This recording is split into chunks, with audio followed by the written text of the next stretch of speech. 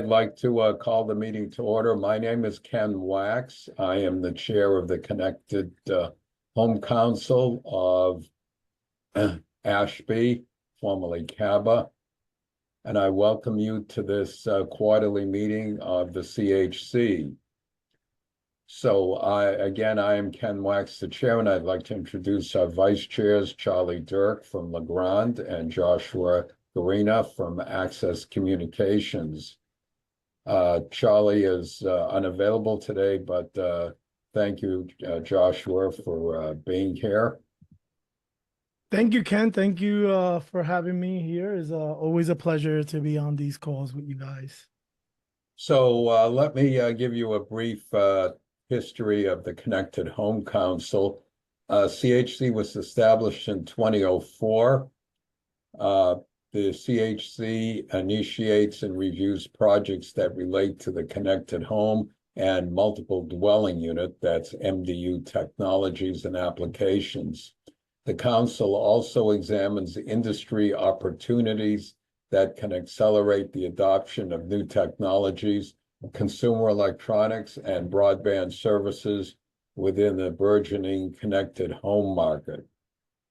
CHC webinars and selected research topics explore industry shaping trends and forces and the use of technology to make connected homes more flexible, adaptable, and human-centric. Marta from the administrator at CABA has been very helpful in maintaining minutes of all our meetings.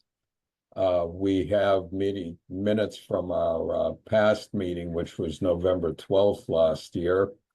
These were distributed, and if anyone's had a chance to look at it, I'd like to know if anyone has any objection to approving these as the recorded minutes of CHC last year. So does anyone object? Going once, going twice. So Marta, consider the minutes approved. Thank you, Ken. I'll now turn the floor over to Greg Walker, who will tell us about ASHB research. Thanks, Ken. This is this research project through the Connected Home Council. We do these every year, and these are collaborative research projects where we essentially pool the resources and the funds from the members, particularly the board members and those that are in the CHC in particular, and then we give it to a research firm to conduct a research project on ASHB's behalf. Last year we dealt with Harbor Research, and look at this year we did an RFP, and we decided to go with Harbor Research again to do this research project. It's similar to those that are aware of the Gartner hype curve, but this is really a smart home adoption curve of technology for ASHB. So this is the 2025 Smart Home Trends and Technology Adoption Research Project.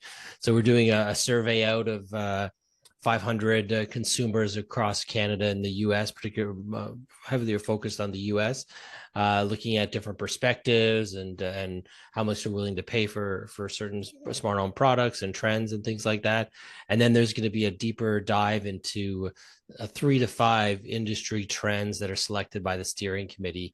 And then there's going to be a separate chapter on each one of those with associated infographics in the research project. So it's about a $50,000 piece of research, and the full research only goes to the funders, and it costs $5,000 to join the project and get the research, or $10,000 if you want to be on the steering committee to shape some of those topics, to get some updates, shape some of the questions in the consumer survey, and get a final presentation out to your group as well. So if anyone's interested on the call, let me know. We can give you a little bit more details about how to get involved. We haven't started the project yet, so we're in the funding stage. So far we have Lutron, Residio, and Train that have committed to the research, but we're looking to get others to make this research possible. So if you're interested, contact me at walker@ashb.com, or Ken or Marta or anyone here. You can just put your name and put your information in the chat, and we can have a follow-up call to try to get more players involved. Does anyone have any questions?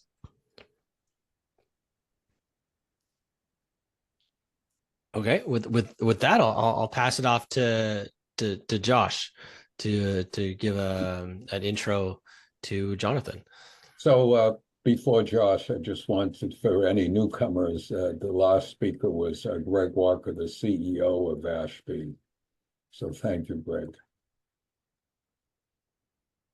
Thank you, Greg. Thank you, Ken. So I have the pleasure here to presenting our new speaker today, Jonathan Robertson. Jonathan is a global power and energy research director at Frost & Sullivan.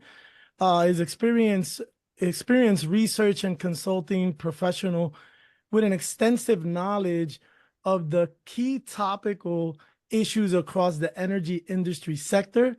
For the past 15 years, he has been delivering strategic consulting and market insights to global OEMs, solution providers, utilities, private equity firms, government, and enterprise energies, and also SMEs. Key knowledge areas of focus includes conventional and renewable power, VPPs, microgrids, and decentralized energy, hydrogen economy, and energy storage. And if you are ready, Jonathan, I'll let you take over. Super. Thank you very much for the introduction. Thank you. Pleasure to be here with you today. Everyone you can see my screen okay? I presume?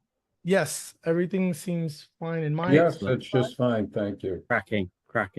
Okay, so talk a little bit today about residential heat pumps. It's one of the sort of many areas that we cover. You haven't read my bio. Frost & Sullivan has quite a broad range of coverage. I come from the energy and environment team, which is one of our practice areas. We cover things like healthcare, ICT, automotive. Within energy and environment, I lead the power and energy team. We also have a buildings team. We also have a oil and gas team, and we have a water and environment team. Now, something like heat pumps is actually a bit of a crossover kind of between me and the building guys. It's one of those sort of on the fence areas. So we subdivide it, and this happens to be one that I get. So that's why I'm talking to you about it today. But obviously, we cover a lot of other things that are in your domain on the building side as well. So I'm going to start just by giving the big picture overall. So I'm just going to show residential in comparison to commercial and also in comparison to industrial, just to give you a flavor. So, I mean, it is a huge market overall. Residential is by far the largest market. The commercial, I think probably our commercial numbers are slightly on the high side now. That's the one we updated, I think, in 23, and probably it's maybe weakened a little bit. I think the industrial ones are probably quite reasonable. So industrial is obviously a small number of products overall. Not a particularly well-established market now, but certainly one that is coming along. And as I say, the residential one is what we're going to talk about today and represents a big portion and is the fastest growing market. So moving to the residential side, it's going to be a little bit death by chart, I have to say, but I'm going to try and talk around them as well. I'm going to start out by showing what the situation is now, and then we will go forward a little bit about how it's likely to evolve. So these are the European countries. So when we did the research, we focused on a lot of European countries. The next slide, I've also got the US, Canada, China, Japan, which are the other countries we focused on. So I'm not neglecting those. I'm aware that this is a predominantly, pretty much North American audience, but I wanted to talk a little bit about Europe as well. First of all, it is at a relatively low base in Europe. So the biggest markets here, France and Italy, for example, are France is nearly 5 million installed. Italy's nearly 3.5 million installed.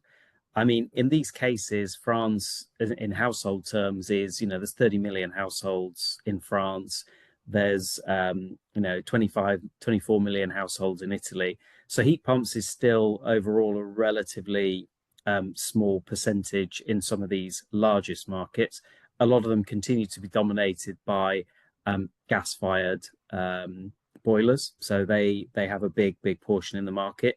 If you move into the Scandinavian countries, so we see Sweden, Germany, Finland there, the picture changes a bit. You do see, so although the numbers there look lower, they do represent, in the case of, for example, Sweden, 2.4 million is out of a total of about 5.5 million. So it's a decent percentage there. Finland, 1.4 million is out of a total of 3.5. So in those areas, you're starting to see sort of 40% maybe around heat pumps. One of the challenges to it maybe moving upward in some of these countries is actually that we do have district heating being quite strong for some of the cities in Scandinavia, and actually district heating is fairly strong in Eastern Europe as well. So as you start getting down the chart there, you'll notice more, obviously some smaller countries coming in, more East European countries coming in. They are a relatively small portion, and that's because quite a lot of them do have significant amounts of district heating in there. A couple of really sort of poor performers, I would honestly highlight the UK, my home country, an installed base of 500,000 heat pumps on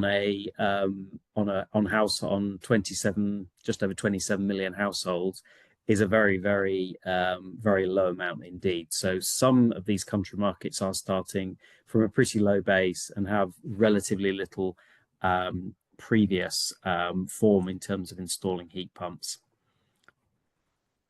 But I will periodically check the questions, see if any coming in, but happy if someone wants to speak up. Equally, we can also discuss a little bit at the end. So I will, if I see some notifications coming up, I will just check it out. I will just add, it's about the price of electricity. I have a UK, person that's paying 300% more for electricity than here. So isn't it very relative to the country's cost of energy? It is very much indeed, and that has a big play for it. I mean, if you think of France has a lot of nuclear electricity, right. So its costs are lower, which has always encouraged more electrification solutions. Most European countries still have basically a sort of penalization of electricity taxation versus gas taxation, and the problem is for most European countries, if natural gas prices are higher, which is the source of a significant chunk of European electricity, although obviously we have got growth of renewables, but natural gas is still the price setter. So if the natural gas price goes up, that does mean that the cost for our boilers becomes more expensive, but what it also means is that the cost of our electricity becomes more expensive as well. So there is talk, and talk can take a while sometimes in Europe, but there is certainly efforts to reform that process at a European level. And I know that UK regulators are looking at some of the same sort of mechanisms by which that differential will shrink. But you are absolutely right in your point. One of the challenges is that that cost differential that comes in. If we look at the situation so when we also did this, we didn't look at all markets around the world because a lot of them are very small. We did look at the US, Canada, China, and Japan. So if we think of the US, it is I think it's about 130 million households. So there is a strong install base there. I think from Canada, I'm testing myself here. I think something like 13-14 million. Maybe something like that. I'm sure someone can correct me, but anyway, it's still a relatively low base overall. China is hundreds of millions. Japan is, I think, about sort of 80 million. Japan, I know, has incentives specifically for heat pumps. It has some domestic manufacturers, so that helps the situation there. Obviously, parts of the United States don't have a gas grid, particularly I'm aware, obviously, in the south of the country, or not in the same way that we do in European countries where generally there's a very expansive gas grid. So obviously there are heat pump opportunities in those markets, and that's why some of them have penetrated particularly early on. But again, we'll go on to have a look at some of the forecasts going forward as well. This is Ken. Are you including reverse cycle heat pumps that are used primarily in southern US? We for would include as those as well, auxiliary yes. to air conditioning? We do include those, I believe, yes, because I know we have that same issue in Italy where we have some relatively low cost ones, but we do exclude anything that's purely air conditioning. So if it is, it has to primarily be for as a heat pump product, as we call it, rather than a air conditioner that can operate in heat pump mode. So then you would exclude So we would southern exclude those, tier yeah, sorry. We states would be that excluding for those a few ones. weeks a year reverse cycle. Yeah. Okay. Which is also with heat pumps, a little bit the challenge often in the numbers is between those definitions. And also in some cases, I'm giving you the households as an indication. I am aware in the US that you can have more than one heat pump as well within a large house. Sometimes they choose to deploy multiple. So whereas in Europe, that would be relatively rare. In terms of the drivers, so there's definitely policy support and financing. So specific schemes that will offer payments for a heat pump definitely boost the market and have a substantial impact. So I know that there are schemes under the Inflation Reduction Act to support heat pumps. What I have to be honest with right now is we're not sure with a lot of things, obviously with energy policy right now in the US, how all of this will definitely be going forward and whether some of these will be maintained. So for the US, this kind of does hang over our forecast a bit, is what will happen with a lot of the IRA incentives, which of the tax credits will continue to be funded, whether there'll be any reforms later this year that might pare those back beyond what we've already heard. So there is certainly that challenge in the US. In Europe, we do have a new government on the way in, probably in Germany, which may pull back some of the incentives there, which had already been pared back a bit. So our forecasts in this report were revised down from the previous one, and we have got some headwinds there. But anyway, I'm already jumping to the restraints with that. Reduction in primary energy consumption, yes, there is a desire to try and reduce that where possible. Heat pumps are the more efficient solution overall. There is a clear use case for why we should be using them, but that doesn't necessarily mean that we will. There is also the regulatory pressure and some bans in some cases on fossil fuels. I have to say, whether that really gains momentum, even in sort of 4 or 5 years, is a bit of a question mark in a lot of countries right now. We are seeing a bit of a weakening of, I would say, the sustainability position right there. The restraints are quite substantial, really. We still have that dependence on natural gas, erratic energy prices and policy changes. Maybe erratic. I mean, what we have seen, obviously, as I just mentioned, in Europe has been volatile energy prices, but generally our energy costs in Europe retail are much higher than they have been. They're lower than the height of the invasion of Ukraine, but they're still fairly high. And the lack of, at the moment, policy changes within Europe is certainly impacting our market there. Another one that's not always brought to the forefront, and I certainly know this applies in Europe, and I think it's, you get this a little bit in the US, is obviously challenges around skilled workers. So heat pumps by themselves are a proven viable technology that can work, but if you install them wrongly, then you will have a problem with that. And heat pumps do still, I think, suffer from the sort of negative publicity around things like that. So situations where people, have had heat pumps installed and there's been a problem, you tend to find those are amplified through they say to other people it hasn't worked, that sort of thing. Are you including? I just sat in on air source heat pump versus Yes. ground source heat pump. Yeah. And significantly different upfront costs, but upfront benefits. Yeah. Thanks. Yes, they are. I'll show a forecast in a minute on that one, so I can talk about that in a moment. Um, just to round these off, I still think a relatively low customer awareness, and there is definitely linked in with what I just said, hesitancy. So, people, there is a lot of like, you'll need massive radiators. You'll be having cold showers in winter.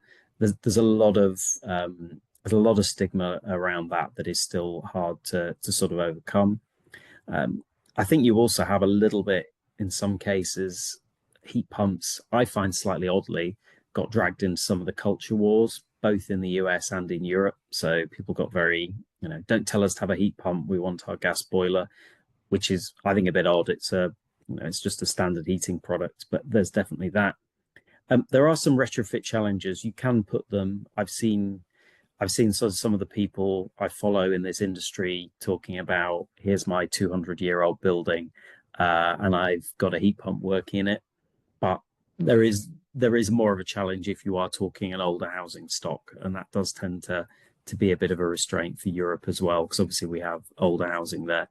But it can be overcome, but it can get trickier. I would also add with policy as an example, in the UK until fairly recently, we're actually in the process now, you had to apply for planning permission to have a heat pump. So as you can imagine, people don't want to have to go through the planning process to have this in there. So there are plenty of restraints that we can focus on. I'll show the overall market, and then we're going to go into a few of the countries, and we will discuss the air source one as well. So in terms of revenues and units, we've got a reasonable amount of growth forecast. My confidence in it is I would say modest, if I'm going to be really honest. I am a bit concerned about the fact that really, if you look at the last few years, heat pumps have not really grown very much at all in terms of shipments. So we had a bit of an uptick driven by incentives in 2022. Was not looking bad, but we have seen a bit of softening in the last few years, which is a bit of a cause for concern. When we speak to the manufacturers, they are investing a lot. The technology continues to mature. We obviously, a lot of geographies are sort of putting them forward for new builds. So that obviously is a portion of the market. So if we can accelerate home building in Europe, then that would benefit as well. But I do think we're probably at, we're at the more optimistic end now, and it looks less rosy than I have to say it did sort of 2 years ago. But we'll have a look at some of the individual countries as well. Right, this one was raised by David. So basically, air source heat pumps dominates overall. So they are cheaper, and they can be used they have lower maintenance costs. They're relatively simple to operate. So there's a lot of reasons why. The other thing, frankly, with a ground source is you're just limited in the locations definitely where you can have it. So there are plenty of situations where if you haven't got a sort of a decent sized garden, if the local geology isn't right, then you just won't be able to have one anyway. And the installation cost is certainly much higher. I would point out that if you have limited acreage, it is possible to put in a vertically oriented ground coupled heat pump. It just costs more to dig a deeper trench. Yes, I think the challenge, I agree with you there. I suppose the challenge we're getting into there is you're probably increasing, obviously, as you say, the cost. So then you're starting, I suppose you're thinking, do people with a small plot of land generally, is it going to be maybe a house, or maybe with somebody with an income where they can afford to actually do a ground source? Yeah, I chair a committee called Customer Grid Edge, and we actually had a featured speaker who did it on his own property. Yeah. He acknowledged it's going to be a longer payback period, but he still thought it was net positive over the long run. I'll just say I saw vertical holes being drilled under existing apartment buildings on the parking lot, as long as the geology below is stable, because we're into a decarbonization mode, again subject to political changes.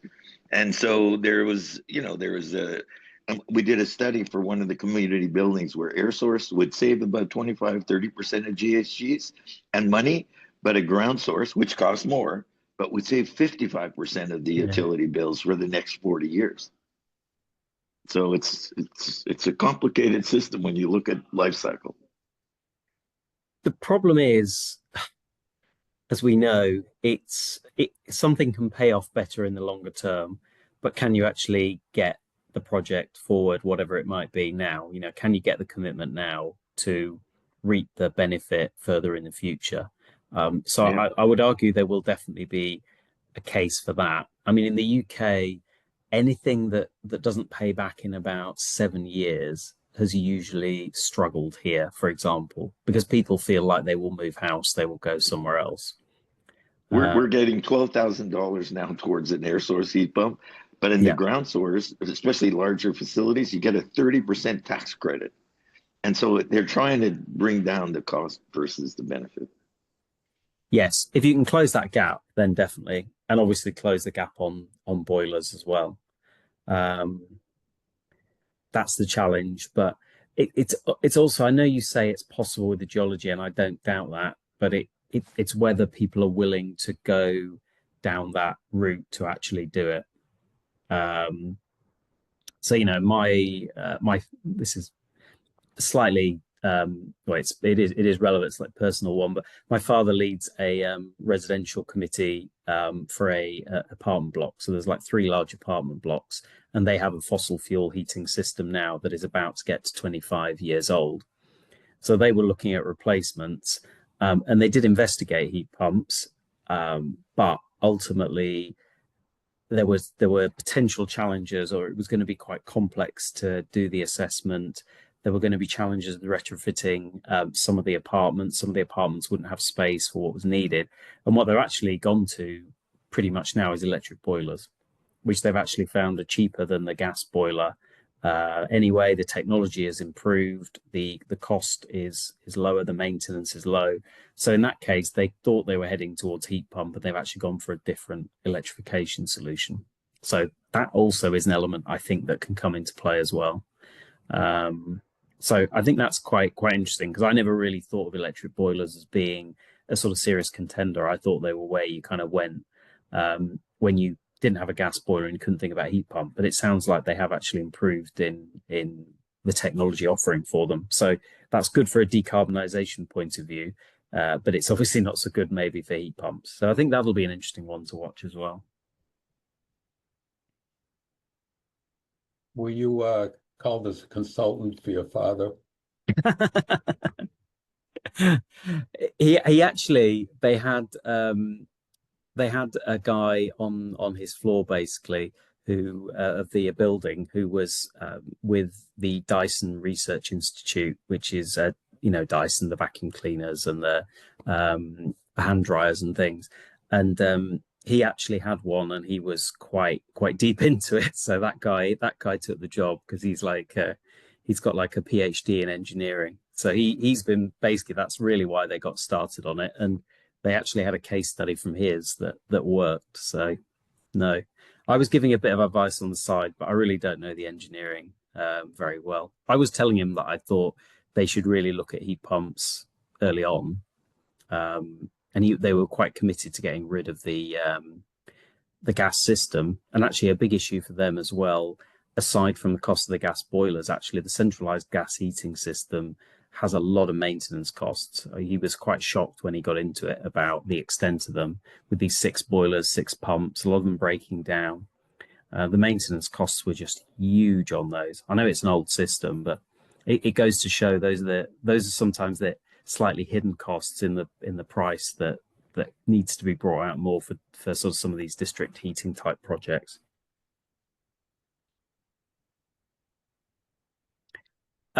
So more charts forecast. So North America is the largest region that we're forecasting. So we're forecasting it to go from 3.6 in 2024, 7.5 by 2035.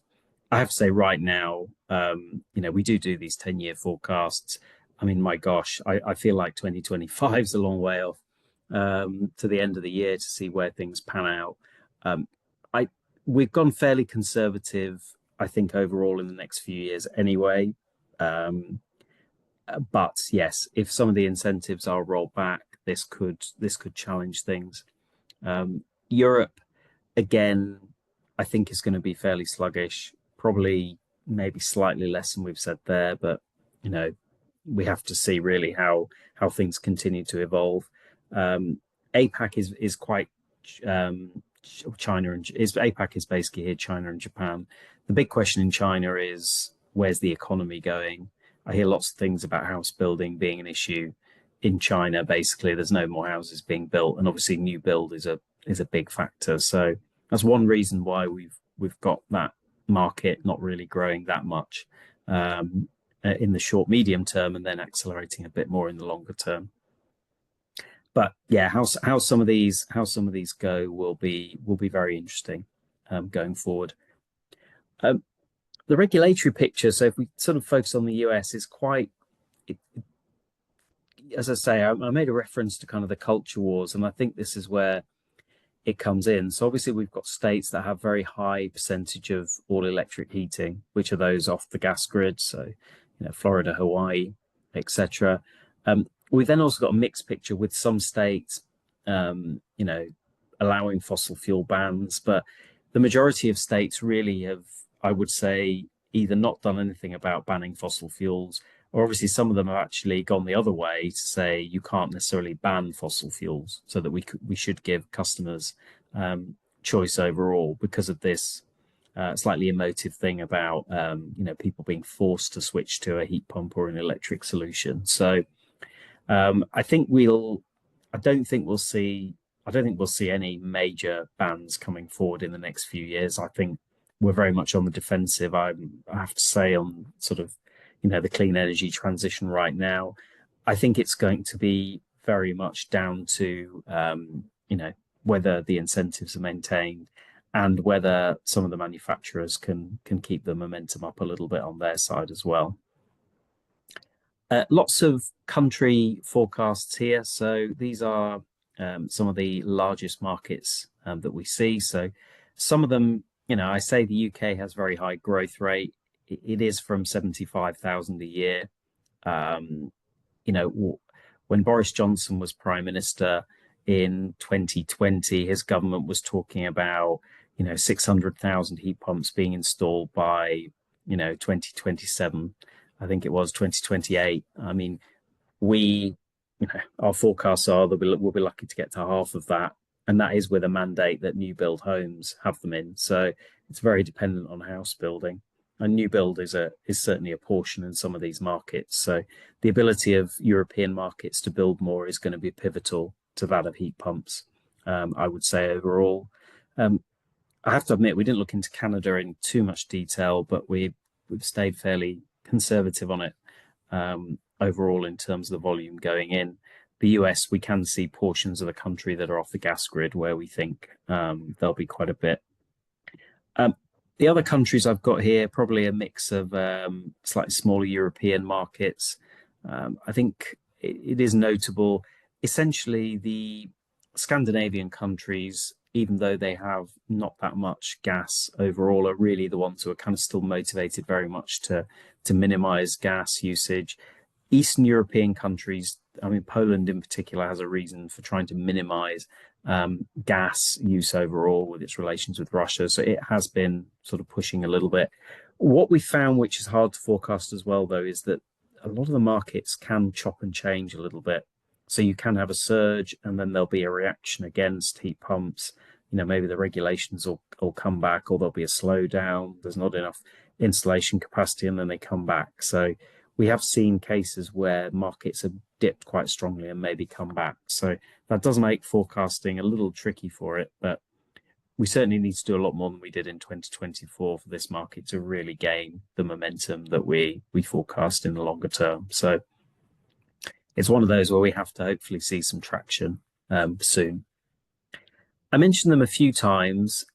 How the companies probably react and what they push forward, I think, is going to get quite important. So there are a lot of players actually in this space, and I know that some of the big, the big ones have been investing. I heard announcements of, Daikin, Mitsubishi, Toshiba obviously acquired Carrier, building new facilities. There's new product ranges coming out.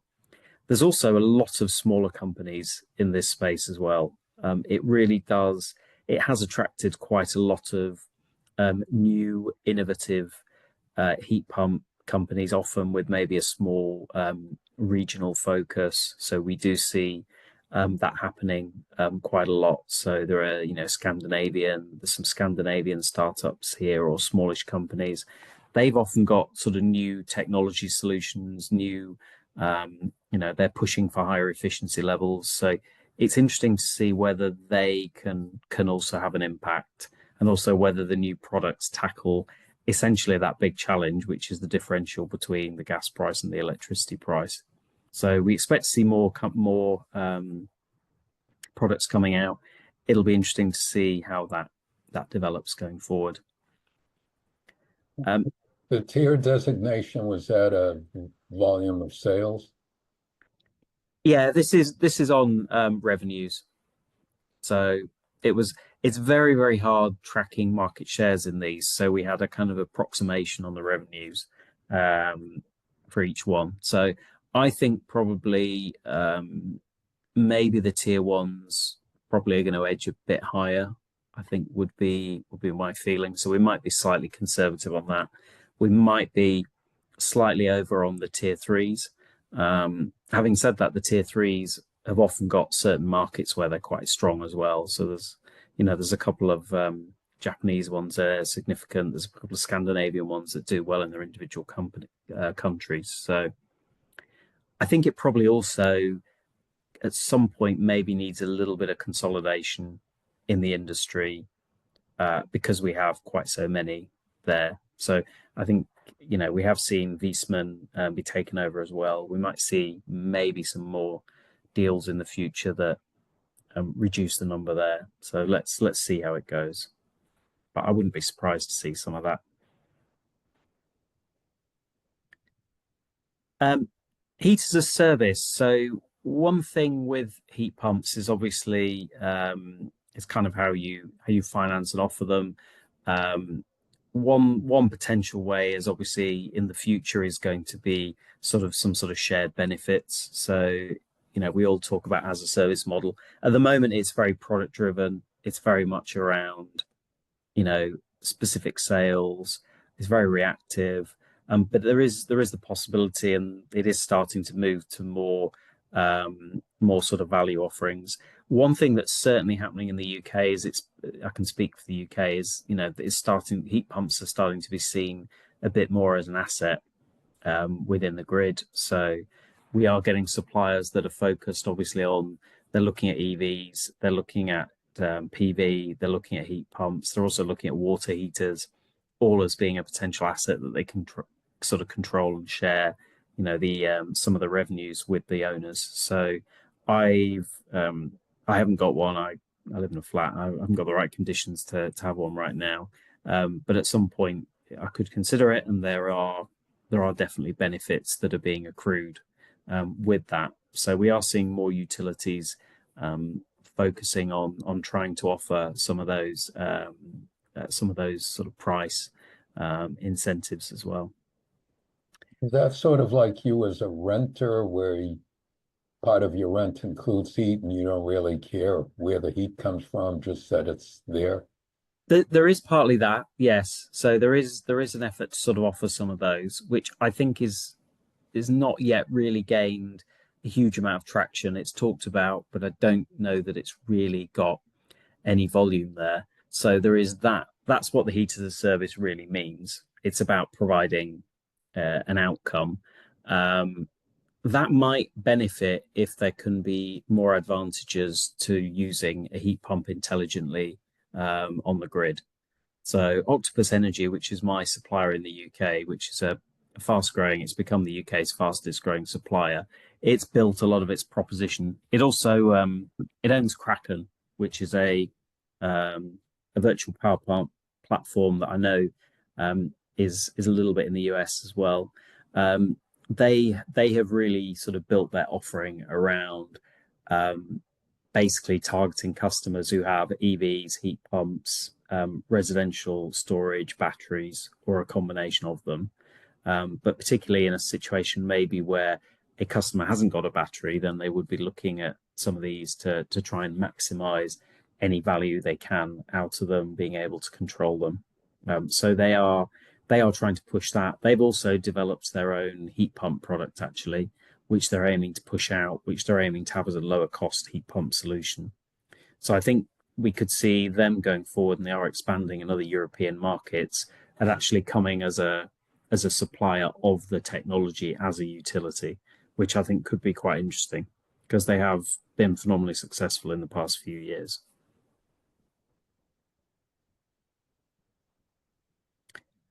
Any questions? I think I was slotted about half an hour, so I think I'm slightly over, but I don't think I've gone too far past. But any questions from anyone? Any comments before I hand back to the chair? I'll just add, we had Hydro One showing how they're now, in order to be the grid interactive, they are controlling 29,000 thermostats.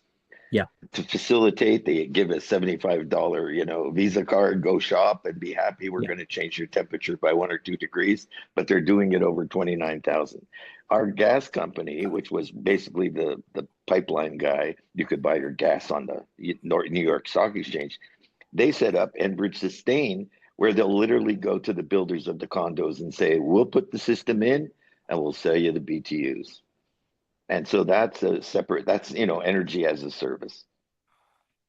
Yeah. And it's deregulated versus the regulated rates that are, politically motivated by whoever's in power. In all countries, I presume. Yeah, definitely. No, that's really, I didn't mention thermostats, but they're another one as well, where, we are seeing people sort of being incentivized. And as long as people can get over the sort of somebody's controlling my house so they can see a clear benefit, then it will be attractive for some people as well. I don't know how mainstream it definitely goes. You certainly can get a sort of a small percentage of first adopters, and then how widely across the board it will be. But it's very interesting. There's certainly a few companies that are making an innovative push in trying to get this a bit more advanced. So, Jonathan, we have a question here from one of the people on board here. The question is, for single-family residentials in cold climates, can ASHB provide all heating needs? Yes, to my knowledge, it can. I mean, as I say, the Scandinavian countries are very good, they are able to do this with heat pumps. They can tolerate, they have outside temperatures that would be very comparable to Canada, for example, and they are effectively doing it. So as long as it's installed right in the right conditions, then yes.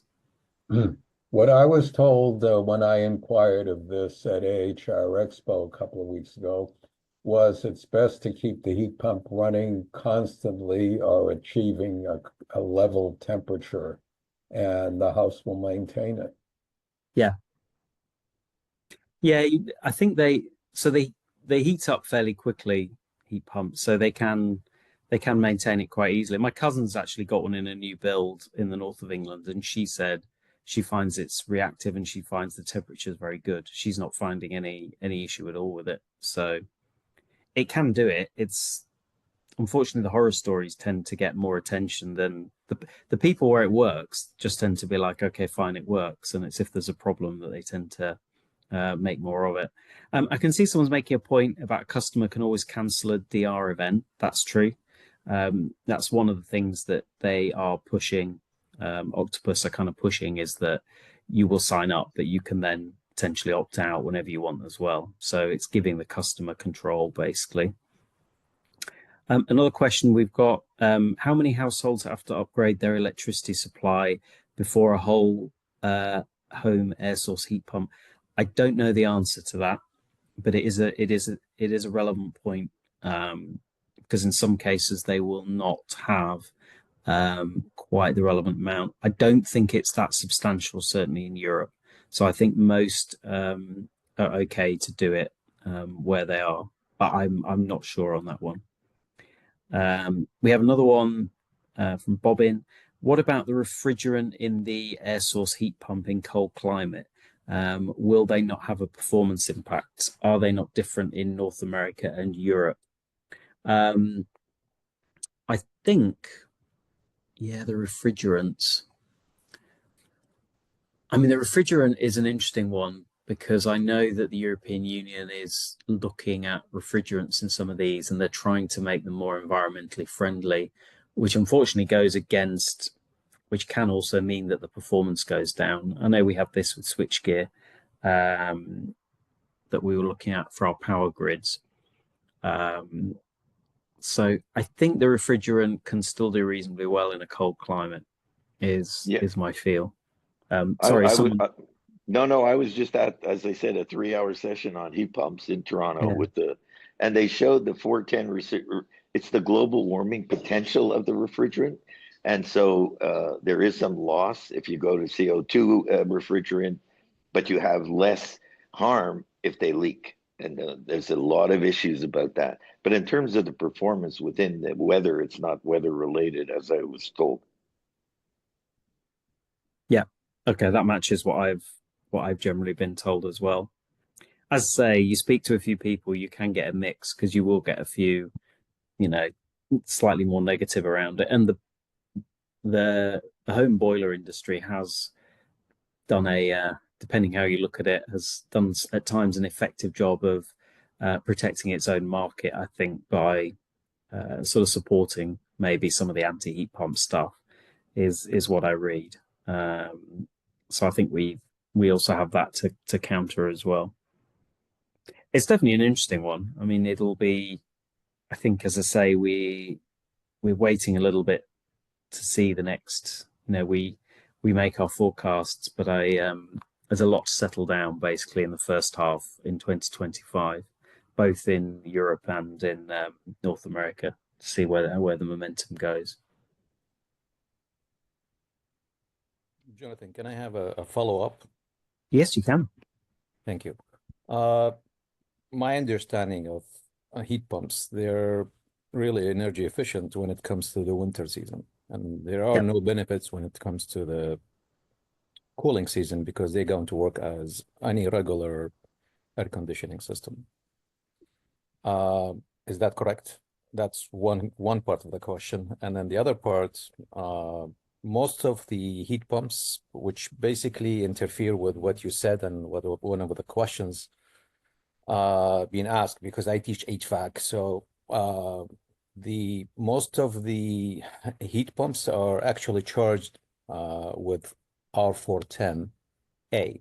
And then R410A, it's already considered one of those refrigerants which is going to be obsolete in the near future. So there are new replacements, R32 and R454B. These are the main replacements for R410, which is existing in, I would say, if it's not all, the majority of them. And then a refrigerant particularly, they don't have any side impact on the performance more than all I can say. This is where it comes to environmental impact, which R410 is not part of that major part of it, but no matter what you have is going to eventually get to be replaced in the near future. If you have R22, that's already by 2030, it must go. But that's not true when it comes to heat pumps because they're not really that old as systems, and then R22 very rarely existing in the heat pumps. So back to that question is, so fairly true to say heat pumps energy efficient only in the winter season where the temperature won't go below -6. This is their medium performance. So I would say the best performance, they would go when the temperature is going to be above that. But when it hits -6 and below, then that's where their performance may vary for the many different reasons. and then how big, how small. So you really can't, my experience, have just heat pumps and rely on them when temperature go below -6. Now, dependable how big your house is, what's the like insulation type, how many windows, and all other factors, which we cannot say for sure.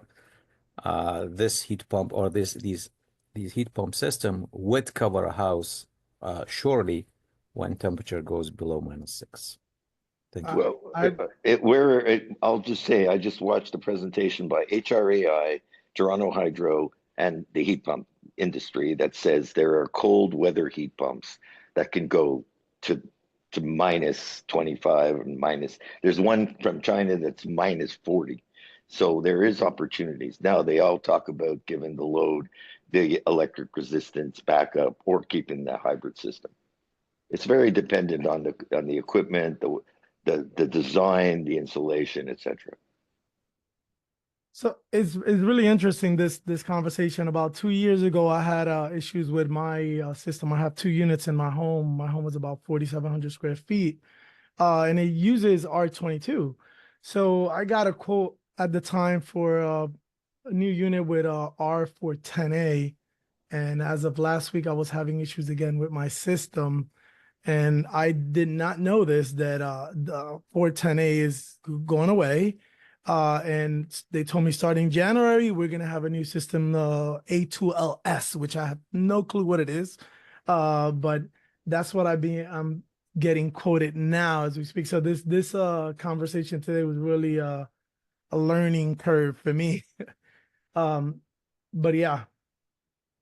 Jonathan, thank you so much. I don't know if anyone has any other questions, but I think the Q&A is pretty much done at this point. Martha, you tell me if we still have more time for more questions.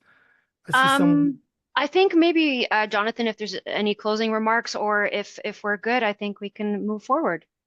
Yeah, the only thing I would say for me is if people want slides, I'm happy to send them. I don't know, Marta, otherwise if you distribute them. We do. If you'd Okay, like, cool. we can, yeah, if the slides that you have right now are good to go out, then we can have They those are, sent. yeah. I haven't changed it since the ones I sent you a couple of hours ago. So if you want to share those, that's fine. Fantastic. Yes, we'll share those out. We'll put those on our website. Lovely. Okay. Thank you. And thanks for inviting me. Thanks. so much. Martha, you want to tell us about Thank you. ASHB podcasts? I do. Thank you, Ken. Yes. So I'd just like to take a few minutes to highlight the ASHB Smarter Homes and Buildings podcast. This is our platform for industry leaders, innovators, experts to share insights on the future of smart buildings and homes. We're always looking for passionate voices to join us as hosts or guests. So if you have any expertise to share or would like to spark meaningful conversations, we'd love to hear from you. If you'd like to be a host and or a guest, please let us know. We can also add you to our contact list, where we'll reach out to you if anyone is looking to have a conversation on a specific topic, and if they're looking for a host or guest. Some of our latest episodes dive into whole home protection with industry experts from Moen, the power of collaboration in solar energy, and innovative strategies for smart energy management. If you'd like to access some of our more recent recordings, you could visit our website at ashb.com/podcast. And I will pass it over to Ken to go over our ASHB white papers and research.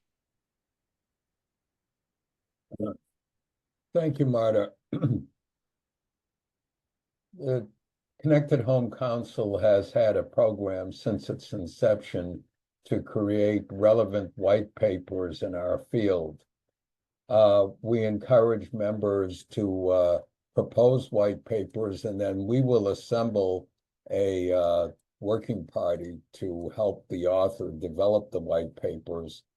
As you can see here, we've covered a variety of topics in our published white papers.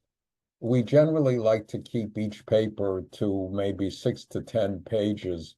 So if someone has a significant topic, we might break it up into an introductory paper, a technical paper, a market development paper, etc. we do this in a few topics like Li-Fi, for example. That's Wi-Fi that you're familiar with, but using light waves. It has definite benefits over Wi-Fi, especially in terms of localizing the signal to restrict it to a particular location and enhance privacy. Related matter, CABA also offers the CABA Journal. I would mention that this is an opportunity for you to publish a type of paper that you might otherwise submit to a trade press or even to the IEEE. We offer an environment where you can publish anything related to homes and buildings. And as long as it's not an overt advertorial, it will be accepted for publication. I will mention, if I may, Marta, about the Publication Review Committee. Yes, absolutely, Ken. CABA for 10 or maybe even 20 years now has been culling relevant articles from the trade press that are important for ASHB members. These articles are then put into the ASHB library. Each article is read by a volunteer from ASHB, and volunteer means you, the members. We ask each member if you can find the time to review 5 papers a year. We give you an evaluation checklist where we ask for a 100-word summary and the essentials of the paper, the author, how recent it is, the subject matter. And then we ask you to choose from a variety of about 50 keywords, select 3 keywords so that a visitor to the ASHB library can do an easy search for a paper in a particular topic. For all this work, we do compensate you. We offer you $25 in credit towards CABA merchandise, that's ASHB merchandise, and $25 US in cash. So you actually get paid. Enough for a few cups of coffee, but still it's a thank you for your contribution to ASHB. We have literally thousands of papers that have been reviewed. We keep them exclusive to ASHB members for about 3 years, and then we make it available in the public-facing part of the ASHB website. So I think we are now looking for any new business. Anyone want to bring up any issues, any suggestions for a keynote? Any suggestions for white papers, or even for ASHB research projects?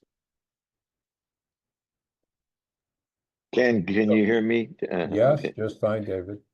So yesterday I was at the Lutron place, which was amazing. They demonstrated their latest lighting, automated blinds, things like that.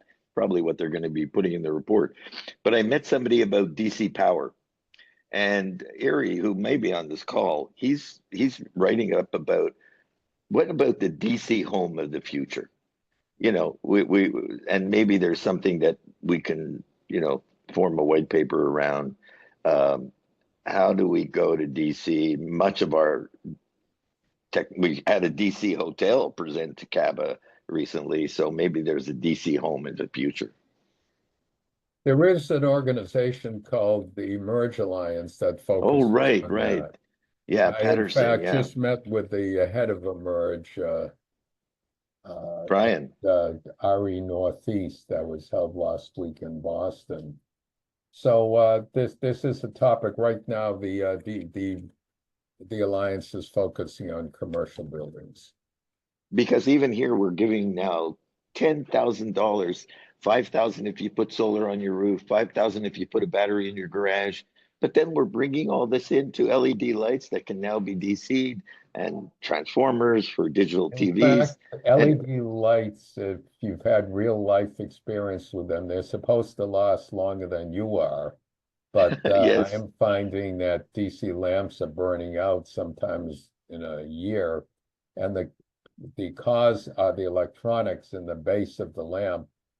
They're very cheap, plus they have to do the conversion from AC to DC and then regulate the current flow through the junction. I'll touch base with Erie. Maybe we can write something because he's doing a Okay. paper on it, and maybe we can just add it to our agenda. Thanks. So we now turn, Marta, to announcements. Yes, thank you, Ken. Just a couple quick announcements, a couple events coming up this year. We have the KBIS Kitchen and Bath Industry Show by NKBA taking place next week. We also have Parks Associates Connections taking place in Texas in May.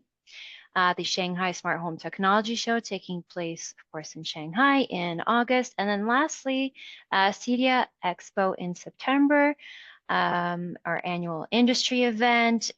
We are attending. We will have a booth at the show, and we will also be hosting our triannual board meeting at CEDIA. So we actually host our board meetings in person twice a year and a third one virtually. This year we hosted our in person at AHR, and our last one will take place at CEDIA. And that's about it. Marta, thank you very much. We now come to the end of our meeting. We have meetings quarterly, so the next meeting will be announced in the month of May of this year.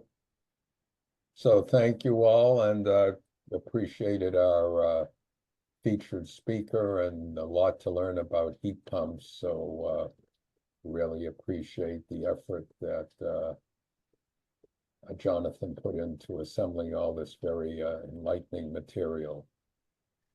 Could I ask Marta a question, Ken? I was asked at the AHR by some of our members. You know, they had the ASHB sign, but they wanted to get to the library. And so, like, my daughter-in-law, who now works for Schneider, said, "David, how do I get to the library?" How do you? I think we made an announcement that members and their distributors. How did they do that? That's right. So if you go to our website, and there is a section on our website where you can select member library. Okay. And then you can go ahead and log in there using your email address. As long as we have you in our system, you should be registered. You'll be able to log in. If you don't know your password, you could reset it. Very simple. You'll be able to reset a new password and access it. If for any reason you're not registered, then simply email us admin@ashb.com. Okay, that's what she needs. Or if you could contact me directly if you have my personal email address, and we'll be happy to set you up and grant you access.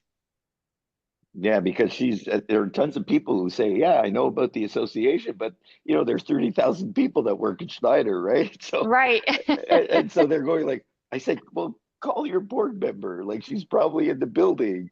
But she said, "How do I get to the library?" Where? Yeah, anyway. no need. You could just contact us directly, and we'll set you right up. Okay, thanks so much. Yeah, no problem. No problem. Thank you, Marta. Great. I think we are at our end, Ken. Thank you all for attending, and see you in 3 months. Thank you.